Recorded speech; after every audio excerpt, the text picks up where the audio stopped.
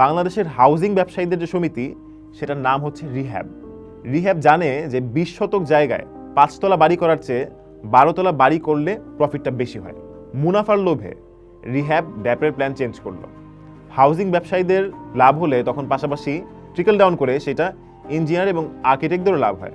তাই শুধু রিহ্যাব না, স্থপতিদের যে সংগঠন আইএবি সেখান থেকেও চাপ দিয়ে ড্যাপকে চেঞ্জ করা হইল।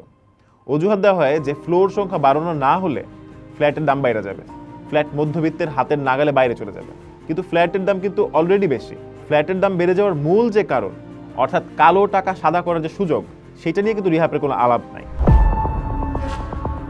ইকোনমিক ইন্টেলিজেন্স ইউনিট মাত্র কয়দিন আগে পৃথিবীর সবচাইতে অবসবাসযোগ্য শহরের তালিকা দিচ্ছে। তাতে লিবিয়ার ত্রিপলি হইল চ্যাম্পিয়ন, সিরিয়ার দামেস্ক রানার্স আপ এবং আমাদের ঢাকা শহর এটা সেকেন্ড রানার্স আপ হয়েছে।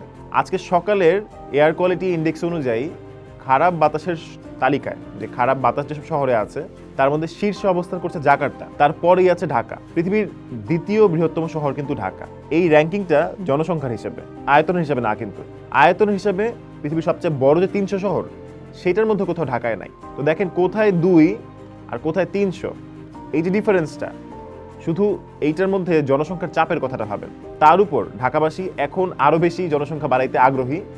দেশের ইতিহাসে এই প্রথম সন্তান জন্মদানের হার বেড়ে গেছে। এখন ভাববার বিষয় হচ্ছে যে এই জনঘনত্বপূর্ণ এই শহরটা, এটা তো একদিনে হয় নাই। এটা কিভাবে আজকের যে ঢাকা নগরী সেইটাতে পরিণত হইল? কিভাবে যুদ্ধ বিধ্বস্ত শহর, মানে হচ্ছে ধরেন সিরিয়া, দামেস্ক অথবা ত্রিপলি না হয়েও ঢাকা যুদ্ধ বিধ্বস্ত শহরের তালিকায় চলে আসছে? কেন এখানে গ্যাস, পানি বা বিদ্যুতের নিশ্চয়তা নাই, কিন্তু একটু বৃষ্টি হইলেই ড্রেনের পানিতে গোসল করার নিশ্চয়তা আপনার আছে? এইসব জানার জন্য ঢাকাকে বোঝা জরুরি। ঢাকার বয়স কিন্তু প্রায় 2000 বছর। অনেকে মনে করেন যে ঢাকার বয়স 400 বছর, এই জিনিসটা ভুল। ঢাকার বয়স নতুন গবেষণা অনুযায়ী প্রায় 2000 বছর। এই 2000 বছরের বেশিরভাগ সময় ঢাকায় কিন্তু বন্যা হয় নাই। আমি চাষাবাদের জমির কথা বলছি না, হাওর বা বিলের কথা বলছি না, সেটা তো এই বদ্বীপের স্বাভাবিক নিয়ম অনুযায়ী ডুববেই, প্রতি বর্ষায় ডুববে, মাঝে মাঝে বেশি ডুববে। কিন্তু ঢাকার যে ভিটামাটি, সেখানে কিন্তু কোনোদিন জলাবদ্ধতা হয় নাই, খুব রেয়ার কেস ছাড়া। ঢাকার প্রথম যে নগর পরিকল্পনা করে সেইটা কিন্তু করে মুঘলরা। কোন জায়গায় অফিস হবে, কোন জায়গায় দুর্গ হবে, কোথায় টাকশাল হবে, কোথায় জেলখানা হবে, মন্দির কোথায় হবে, মসজিদ কোথায় হবে, এই সব কিছু বুঝে শুনে তারা বানাইছে।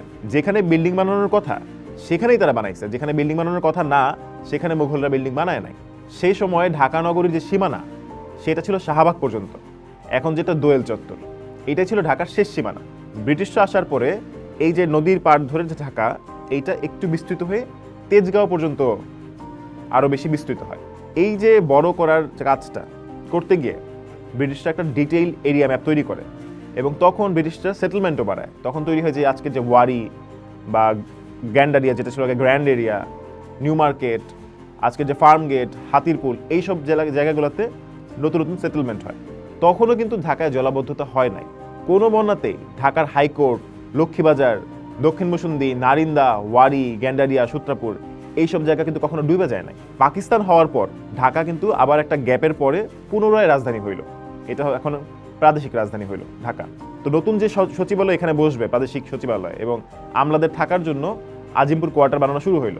যুক্তফ্রন্টের নির্বাচনের পর ঢাকার আরেকটা বিবর্তন হয়েছে, সেটা হচ্ছে যে ঢাকা শহরকে পাকিস্তানের দ্বিতীয় রাজধানী করার একটা প্ল্যান করা হয় এবং সেই সিদ্ধান্ত নেওয়া হয়, ফাইনাল হয়। পাশাপাশি এই সিদ্ধান্তও হয় যে যেহেতু পাকিস্তান ন্যাশনাল অ্যাসেম্বলির বেশিরভাগ এমএলএ বাঙালি, তাই ন্যাশনাল অ্যাসেম্বলি এখন থেকে ইসলামাবাদের বদলে বসবে ঢাকায়। ঢাকায় হবে পাকিস্তানের প্রধান আইনসভা। ঢাকাকে নতুন করে মাস্টার প্ল্যান করতে হবে, ঢাকায় নতুন পার্লামেন্ট বিল্ডিং বানাইতে হবে।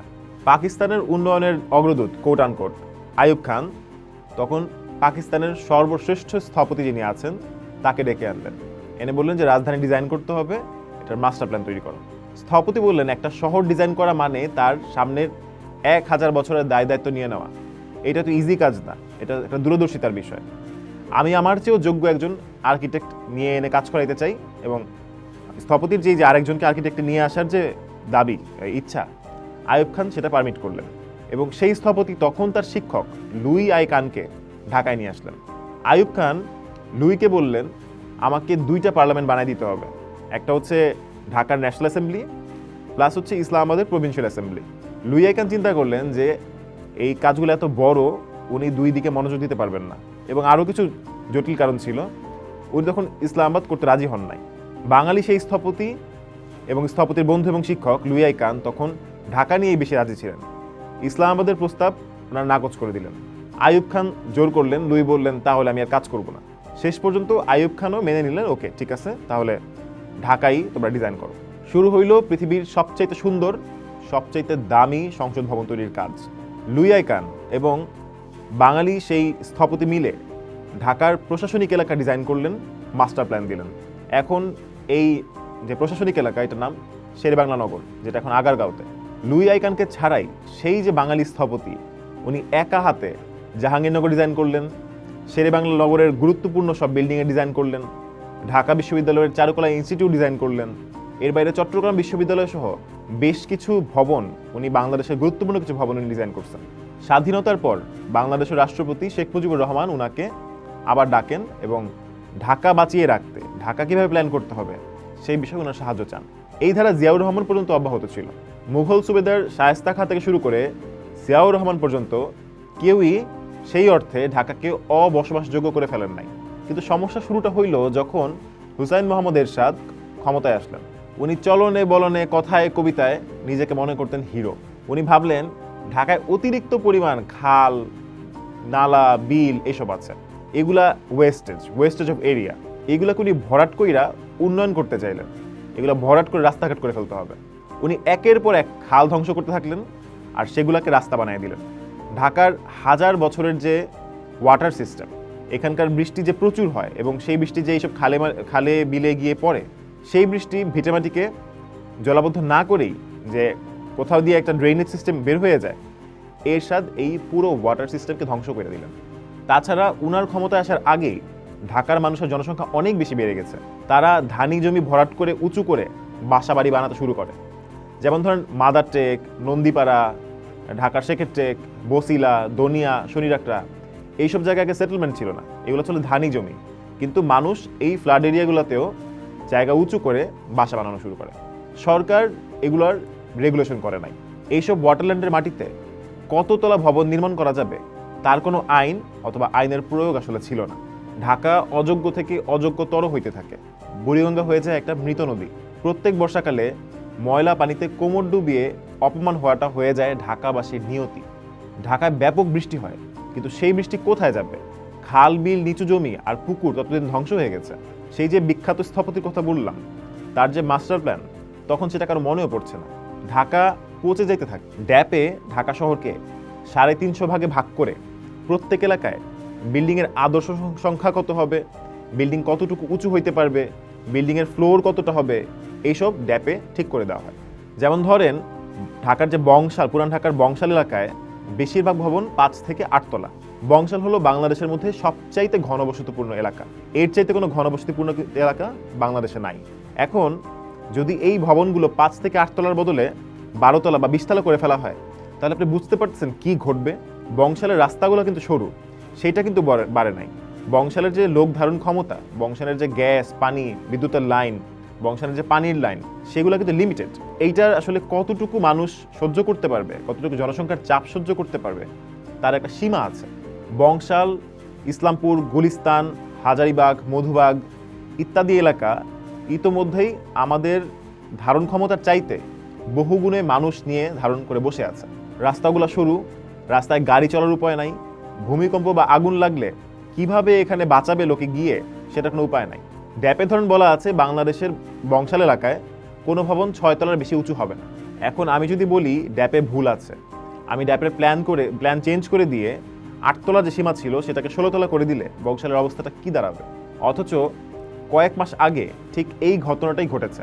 ঢাকা শহরের কোনো এক এলাকায় বিল্ডিং কত ফ্লোরের হবে সেই সীমানা চেঞ্জ করেছে রাজুক। অর্থাৎ ঢাকা শহরকে আরও খারাপ করার, আরও জলাবদ্ধতা করার বন্দোবস্ত করা হইতেছে। কেন হইতেছে? কেন কেউ ঢাকাবাসীর বিরুদ্ধে ষড়যন্ত্র করে ড্যাপের প্ল্যান চেঞ্জ করলো?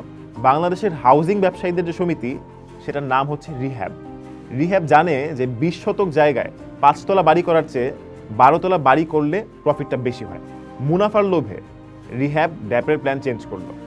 হাউজিং ব্যবসায়ীদের লাভ হলে তখন পাশাপাশি ট্রিকল ডাউন করে সেটা ইঞ্জিনিয়ার এবং আর্কিটেক্টদেরও লাভ হয়।